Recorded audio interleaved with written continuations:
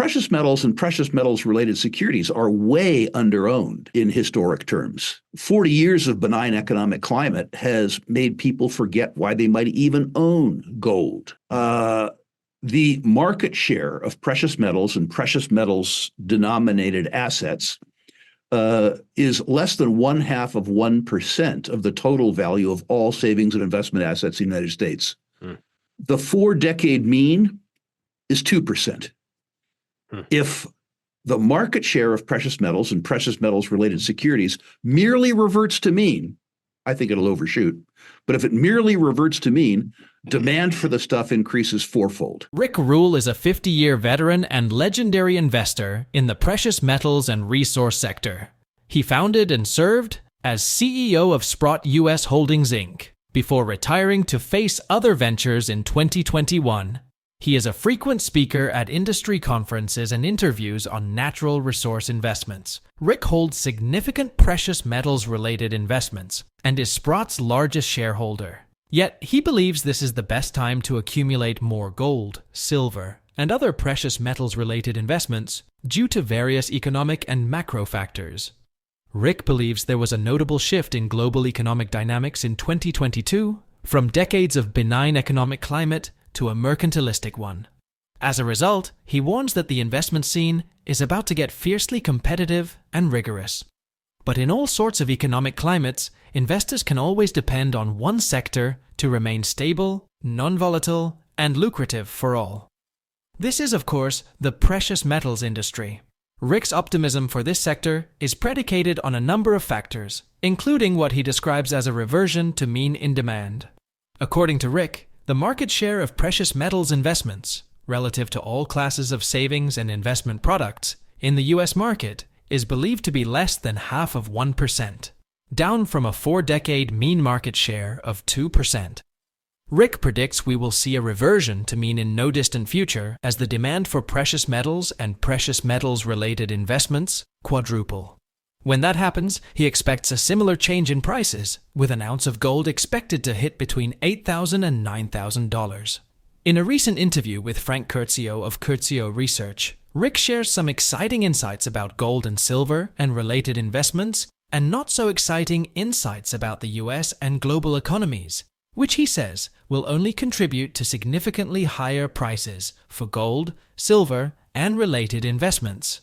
Ricke also explains why he believes it's a matter of utmost urgency for investors to get into the resource sector before the world becomes completely unrecognizable. We will present clips from Ricke's interview, but before we do, please take a little time to like this video, subscribe to the channel, and turn on post notifications for more videos like this. Thanks for the support, and enjoy the video. It's very difficult for me to understand why people wouldn't own physical gold. Unless they have access to investments that have built-in inflation hedges, which is to say owner-operated, moderately leveraged real estate where the operator has the ability to outcompete other folks. I own gold personally, although a financial planner would tell me I didn't need to, given my large shareholdings in Sprott. I own gold personally as insurance. I own it because it helps me sleep nights, which is a very good thing at 71 years of age. I don't own gold as a trader. I don't own gold because I think it's going to go from 2,400 to 2,700. I couldn't care less. I own gold because I'm afraid it's going to go to $9,000 or $10,000. That's why I own gold. And by the way, since beginning again to add to my physical stack in 1998, it's treated me very well. Eight and change compounded for an unloved asset is pretty good. Investors in gold stocks or speculators in gold stocks, two different breeds, must look at something very differently.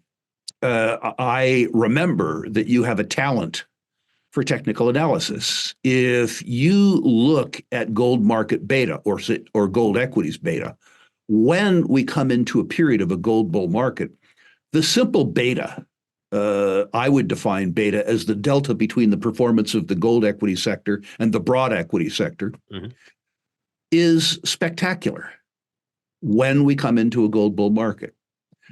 For those speculators seeking alpha, and I know you have a sense of humor for that too, which is to say individual small stocks where you take advantage of information asymmetry in the market, for those people willing to take the risk and do the work can be extraordinary. But I would argue that investors, when they seek to answer the question as to which asset class they might own, should look at themselves in the mirror.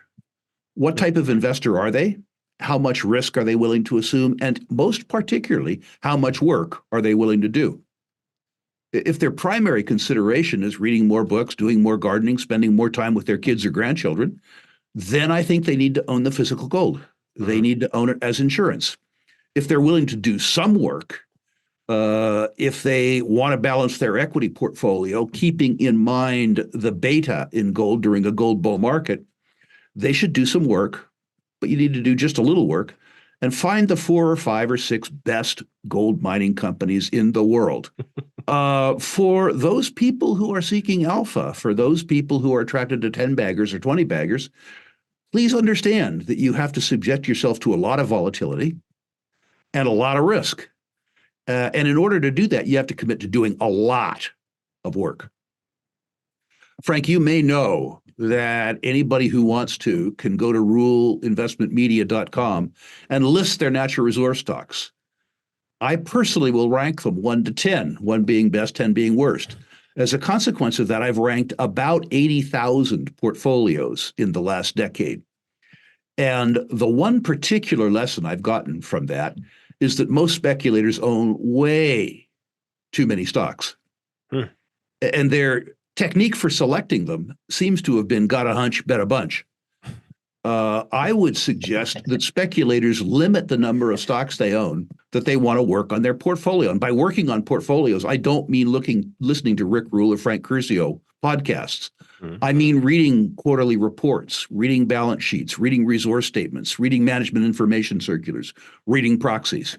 If you're willing to work 10 hours a month, you should consider owning 10 stocks. If you're willing to work 20 hours a month, you should consider owning 20 stocks. If you aren't willing to work, you shouldn't own any speculations whatsoever. Like Ricke Rule, Egon von Greyers, founder of Matterhorn Asset Management, is also looking forward to certain dynamics returning to historic standards for gold and silver prices. In a recently published article, the renowned financial analyst examines the potential future value of gold and silver based on historical trends and current economic conditions. According to the article, if gold were to return to its historical average level relative to U.S. Treasuries, it would experience a 6-fold increase, meaning 1 ounce of gold would be trading at $16,000. The article states, the total of U.S. held gold has on average been 40% of U.S. Treasuries outstanding. Today, it's only 7%. If gold were to reach the average level, it needs to be revalued 6x at least, a gold price of $16,000. Von Greyers further emphasizes that the revaluation of gold to historical levels has become inevitable because of the increased demand for the metal by central banks. He believes gold prices could climb even higher if it attains the levels it did between 1979 and 1980, when gold represented 140% of U.S. Treasuries. If gold were to reach the 1979 to 1980 level of 140%, gold needs to be revalued 19x to over $40,000. The analyst adds that silver prices could move twice as fast as gold in such a scenario as economic conditions become even more gloomy.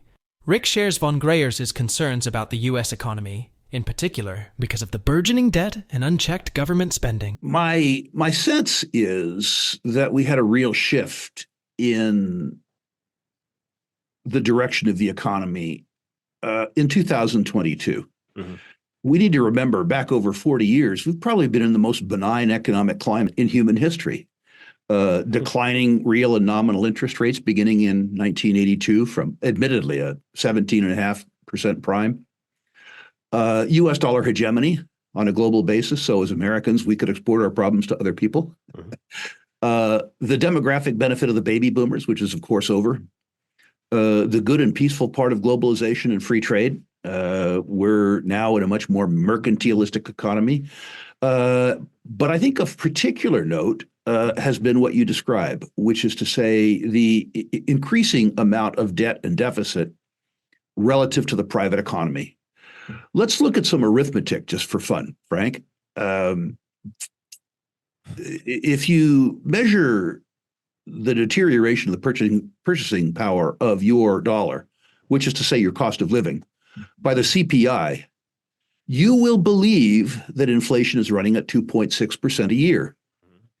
That varies pretty dramatically with what you're experiencing at home. The price of gasoline at the pump, the price of food. Notice that the CPI doesn't include food or fuel when it's inconvenient.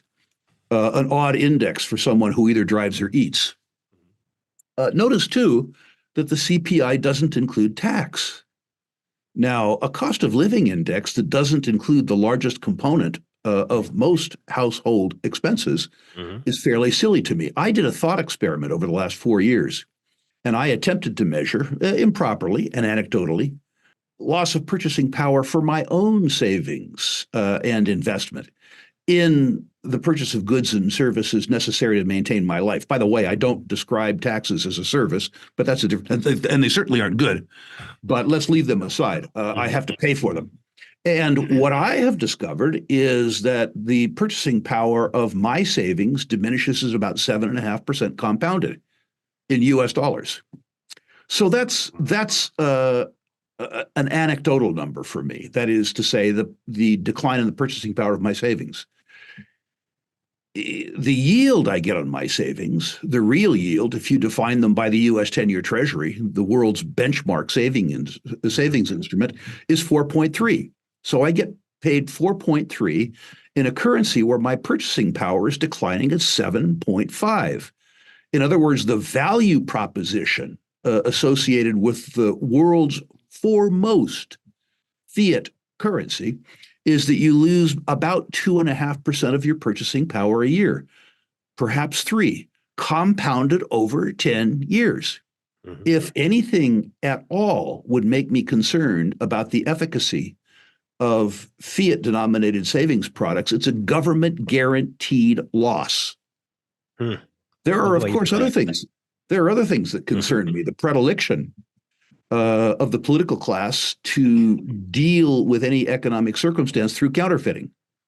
They call it quantitative easing. From a saver's perspective, the printing of more specious currency units does not make every existing unit more valuable. It makes it less valuable. And then, of course, there's the credit quality. As you know, I'm an old credit analyst, and I look at the on-balance sheet liabilities of the United States government exceeding $34 trillion, or $28 trillion net of the Fed's own balance sheet, which is to say net of counterfeiting.